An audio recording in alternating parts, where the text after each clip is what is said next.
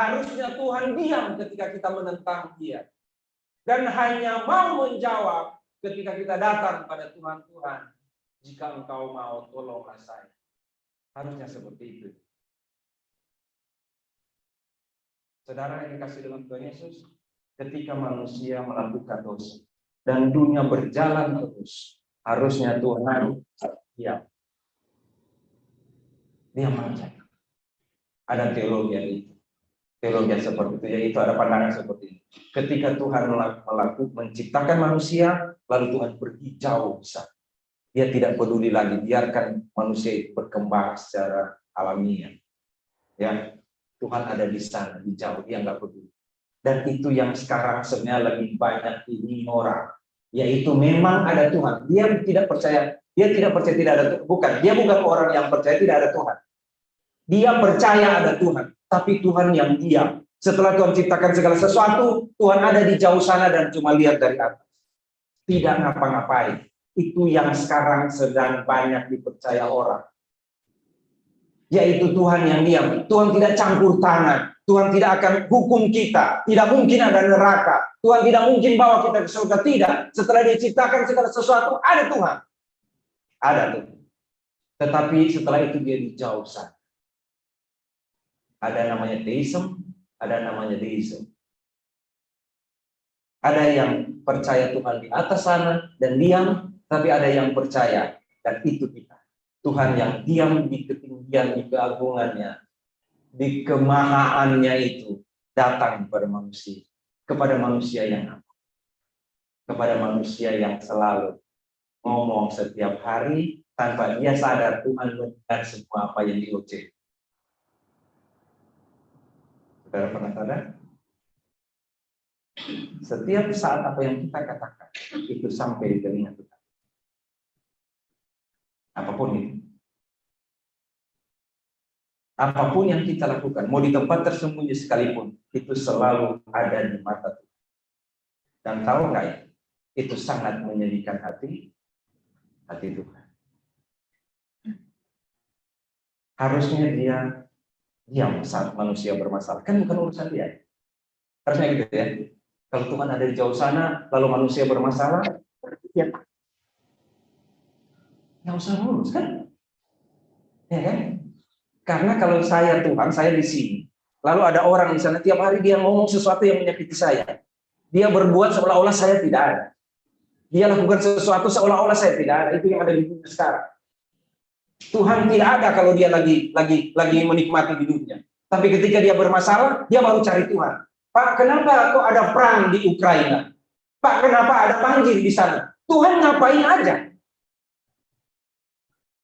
Pak, kenapa ada masalah? Kenapa di Kanjuruhan apa itu? Yang orang mati, maaf. Yang sampai jadi korban banyak sekali itu. Ya kan? Di mana lagi ada masalah?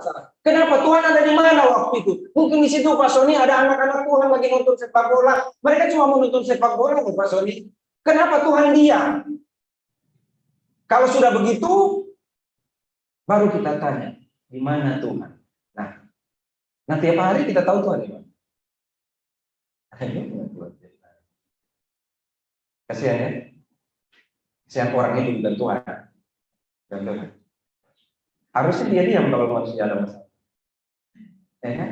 Harusnya dia nggak usah urus kalau manusia lagi bahagia hidup. Tidak usah. Tetapi tidak ya. Tuhan datang.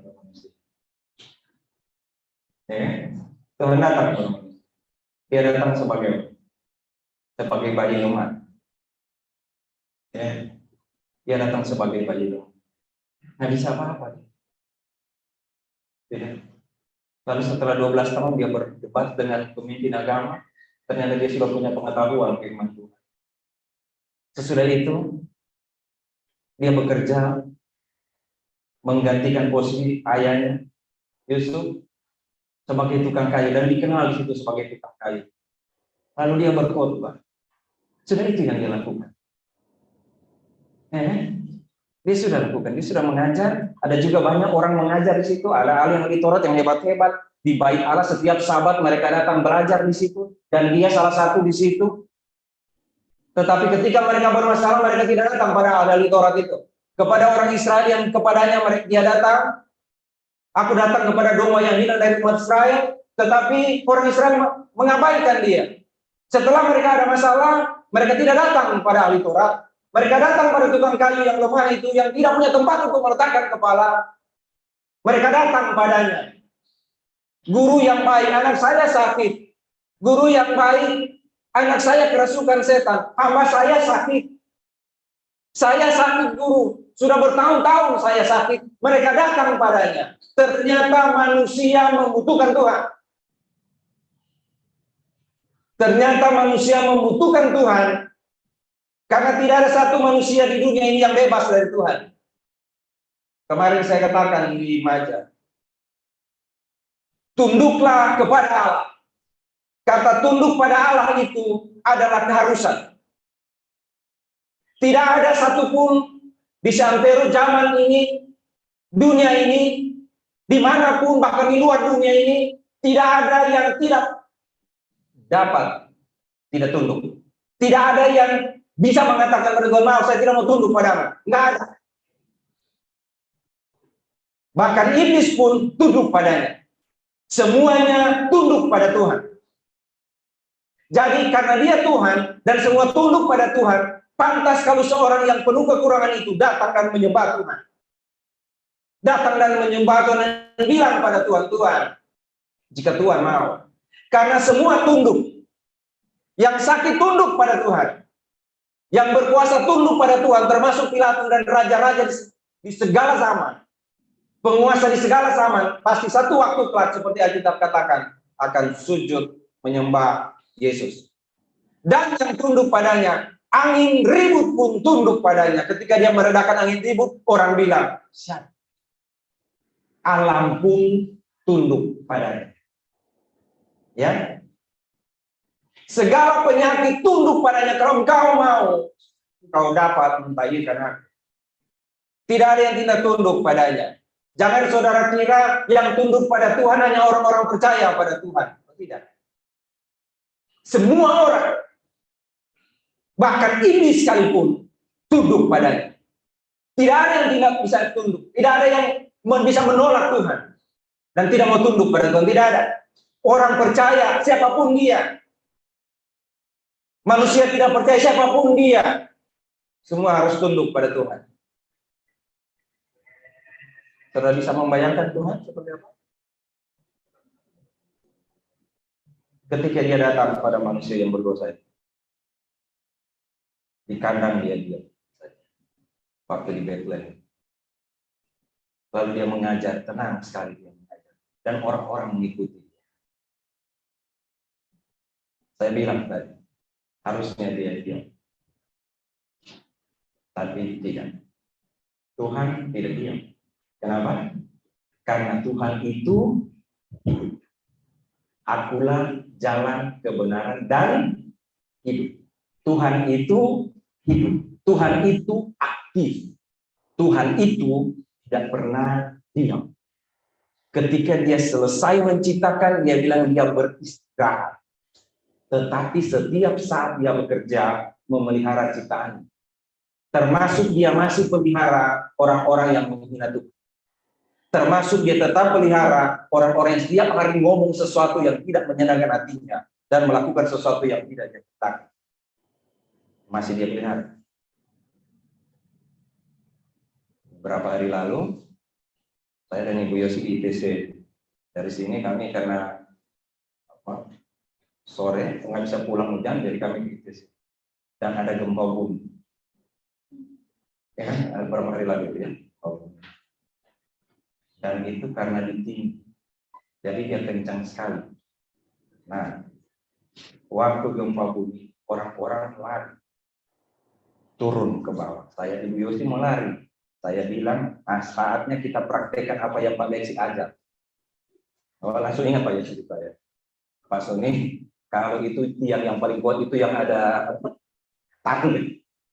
Saya bilang kita ke situ. Yang kedua ada meja-meja tempat makan kan?